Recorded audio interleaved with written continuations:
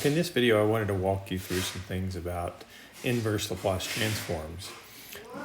First of all, I think it's pretty easy if you have a certain form of a Laplace transform. For example, if I had 5 over s plus 3. I could look this up in a Laplace transform table and I would find something like 1 over s plus a corresponds to e to the minus at. All right, so I would look this up in the table. I know there's 5 out in front, but that's just a scale factor. And so I could go from the Laplace domain to the time domain. Remember, we connect those with arrows for the notation. And I could say that this would be 5e to the minus 3t. And since it's a one-sided Laplace transform, I would just, for clarity, add the unit step function. Okay, so that's pretty easy. I think that you did that in your ODE class and probably your dynamic systems class. So I'm pretty sure that's a review. Okay, later though, we have Laplace transforms that look like rational polynomials. Okay, so a rational function. So a rational function is just a ratio of 2 polynomials. So for example, if I had 2s plus 3 over s squared plus 5s plus 6, that's a ratio of 2 polynomials, okay?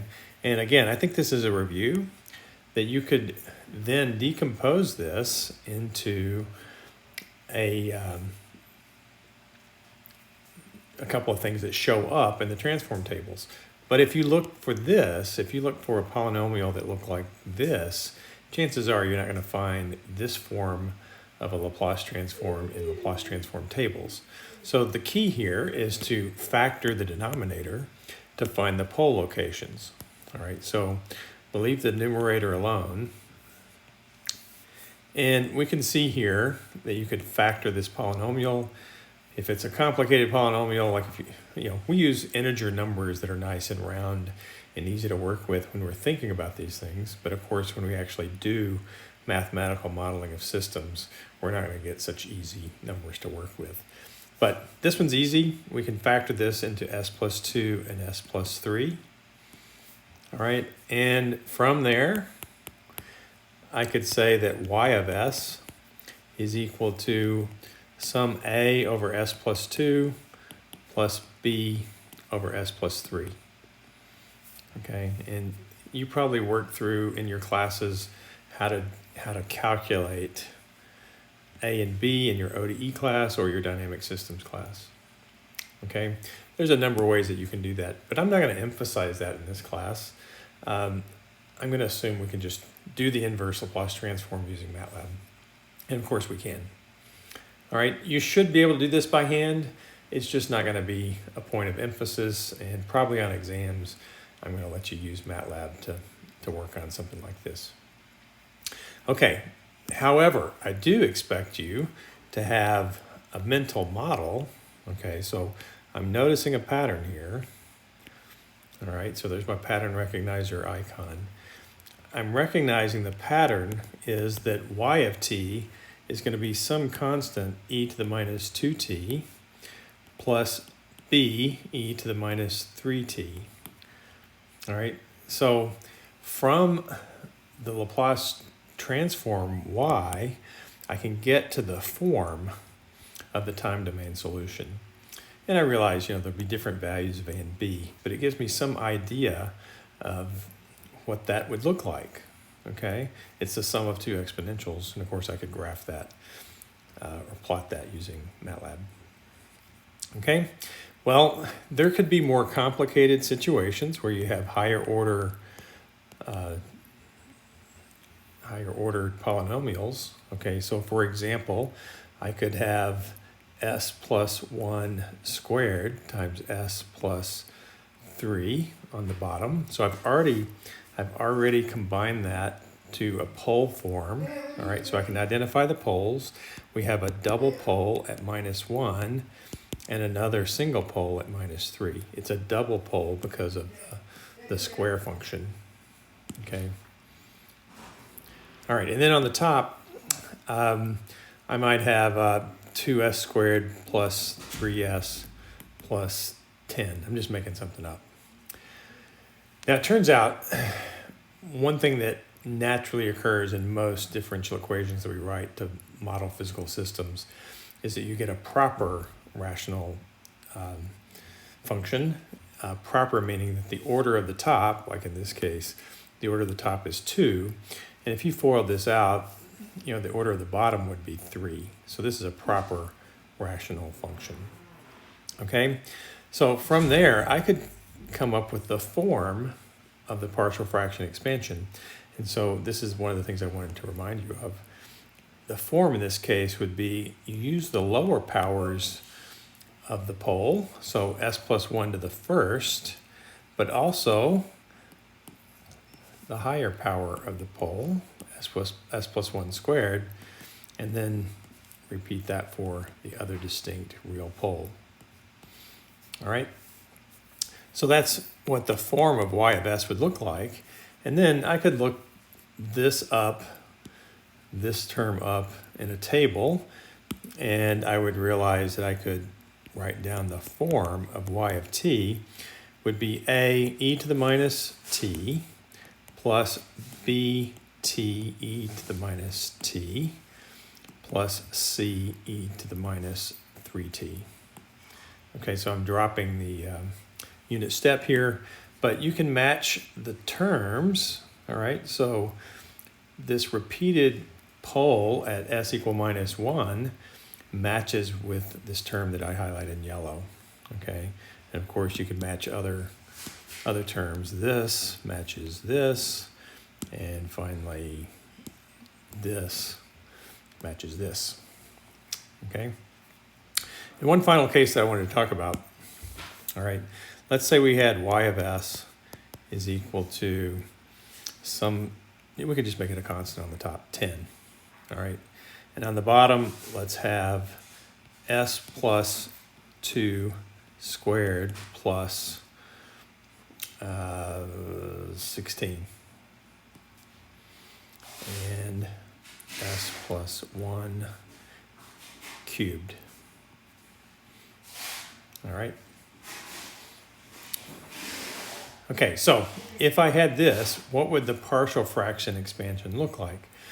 Well, here's another pattern that I'd like you to recognize, okay? If I have something like s plus sigma squared plus omega naught squared, this is a complex set of poles. And what I could do, I'm taking this off to the side. All right, let's take this off to the side. I could set this equal to 0 and solve for s. Okay, so when I do that, I would get s plus sigma squared equals minus omega naught squared. Solve for s. S is minus sigma plus and minus j omega naught. So you see, it's complex value. There's a real part sigma and an imaginary part omega naught. Okay? All right, so what do we do with that?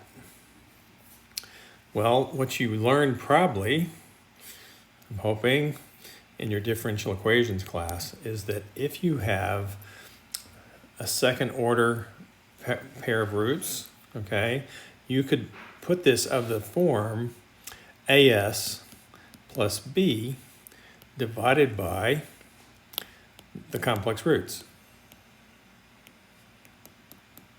And then we would have another to take care of the repeated root. So it would be c over s plus 1 plus d over s plus 1 squared plus e over s plus 1 cubed. Okay, so lots of terms on this one. Let's move this over a little bit. This is the form of y of s. All right, and you could use Matlab to calculate those coefficients, a, b, c, d, and e.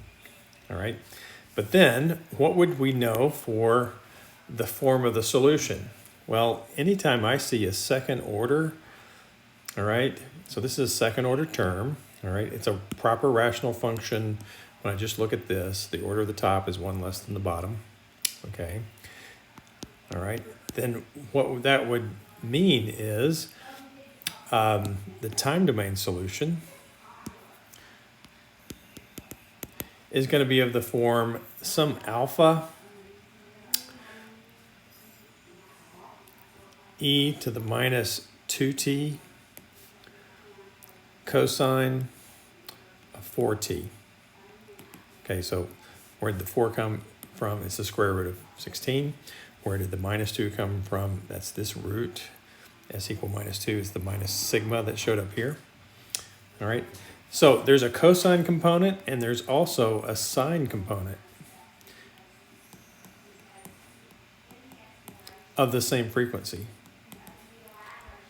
All right, so let me color these together. This corresponds to this form. Okay, and then we can add in the rest of this. All right, the rest would be c e to the minus t plus d t e to the minus t plus, I'm going to call this e tilde because I think there's a factor of 2 that's in here. So it's not the same e as the partial fraction expansion. It's a different constant, but you'd get a t squared e to the minus t. You can look that up in the Laplace transform tables. Okay, so coloring these with different colors. Here's the c term. Here's the d term. And finally, choosing a different color altogether, here's the e term. All right. So I think this is useful and intuitive and you don't get lost in the details. If you wanted to calculate these coefficients, the alphas, the betas, the c, the d, the e tilde, you could easily do that using Matlab, okay? But this can go straight from looking at the transfer function. Of course, you'd need to find the roots, you need to find the poles, but once you have the poles, you can go to the form of the solution. Okay, so I want you to be able to do that, and I have a quiz for you to take that gives you a little bit of practice on that.